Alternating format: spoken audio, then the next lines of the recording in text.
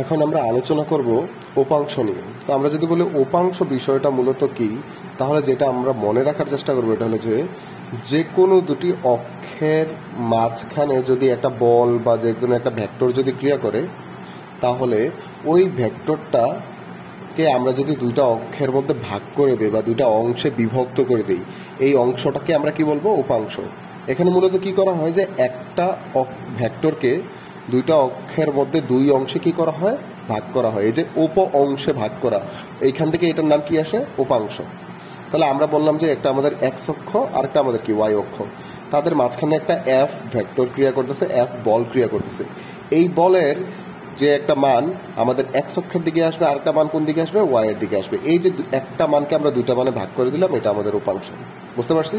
তো এবার আমরা যদি দেখি যে এইখানে এফ যদি হলে আমাদের এক্স অক্ষের সাথে থিটা ডিগ্রি কোণ উৎপন্ন করে, তাহলে কি হয়? আমরা এখানে একটা যদি লম্ব আঁকি, তাহলে অবশ্যই এটা আমাদের কি এক্স, এবং এই যে বাহুটা এটা আমাদের কি ওয়াই, যেটা আমাদের লম্ব, এবং এই বাহুর মান কত আছে? অতিভুজের মান এফ।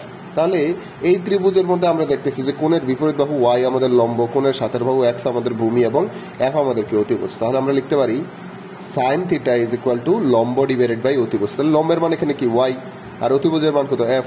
সুতরাং এখান থেকে আমরা ওয়াই ইজ ইকুয়াল টু কত পাচ্ছি? F sine theta. আমরা যদি দেখি যে এখানে cos theta is equal to আমরা কত লিখতে পারি? আমরা লিখতে পারি cos theta is equal to আমাদের কি আসবে? যে ভূমির মান কত? এক্স ডিভাইডেড বাই অতিভুজ কত? এফ। তাহলে সুতরাং এখান থেকে এক্স ইকুয়াল টু কত আসতেছে? এক্স ইকুয়াল টু আসতেছে এফ কস থিটা। তাহলে এই যে এক্স এবং ওয়াই দুইটা অংশ আমরা কি করলাম? একটা এফ কে ভাগ করে দিলাম। কার উপর ভিত্তি করে? কোণের উপর ভিত্তি করে। এবার আমরা কি করব যে এই যে কোণটা এক্স অক্ষের সাথে না নিয়ে যদি ওয়াই অক্ষের সাথে উৎপন্ন করতো, তাহলে কি হতো? তো আমরা যদি এটাকে আবার নতুন করে আঁকি, যে এক্স অক্ষ ওয়াই অক্ষ দুইটা দেয়া আছে এবং মাঝখানে একটা এফ ভেক্টর ক্রিয়া করতেছে যেটা ওয়াই অক্ষের সাথে থিটা কোণ উৎপন্ন করে, তাহলে আবার আমরা একটা লম্ব আঁকতে পারি। যদি লম্ব আঁকি, তাহলে এই যে লম্বটা এটা আমাদের এক্স অক্ষের সমান্তরাল, তার মানে এক্স, আর এটা আমাদের কি? ওয়াই, আর মাঝখানে আমাদের অতিভুজ কি দেয়া আছে? এফ। তাহলে এই ত্রিভুজের জন্য আমাদের লম্ব এক্স, ভূমি ওয়াই এবং অতিভুজ কত? এফ। সুতরাং আমরা লিখতে পারি sine theta is equal to কত? আবার লম্ব ডিভাইডেড বাই অতিভুজ, এখানে লম্বের মান কত? এক্স, এবং অতিভুজের মান কত? এফ। সুতরাং এক্স ইকুয়াল টু কত আসছে? F sine theta. কিন্তু আমরা যদি দেখি cos theta is equal to কত হবে? ভূমি বাই অতিভুজ। তাহলে এখানে ভূমির মান কত? ওয়াই, আর অতিভুজের মান কত? এফ। সুতরাং এখান থেকে আমরা বলতে পারি যে আমাদের ওয়াই ইজ ইকুয়াল টু কত আসবে? F cos theta. তাহলে এই যে ওয়াই এর মান এবং এফ এর মান, এগুলোর দিকে যদি আমরা একটু খেয়াল করি, তাহলে দেখো কি দেখতেছি, যখন সে এক্স অক্ষের সাথে থিটা কোণ উৎপন্ন করে, তখন এক্স এর সাথে কি আসছে? Cos theta. যখন সে ওয়াই অক্ষের সাথে থিটা কোণ উৎপন্ন করে, তখন ওয়াই এর সাথে কি আসছে? Cos theta.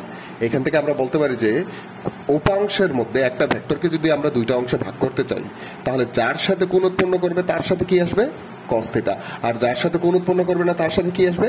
Sine theta. তাহলে আমরা র্যান্ডম, যে আমরা জানি না যে এটা কোন অক্ষ আর একটা কি অক্ষ, তাহলে অবশ্যই এইখানে মাঝ বরাবর একটা এফ ভেক্টর দেওয়া আছে। এই অক্ষের সাথে যদি কি করে?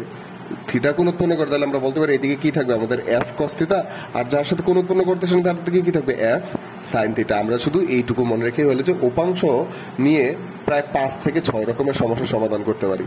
তো এই উপাংশকে ব্যবহার করে আমরা কি কি সমস্যার সমাধান করতে পারি, এগুলো জানার জন্য আমরা পরের ভিডিওটা দেখি। ধন্যবাদ।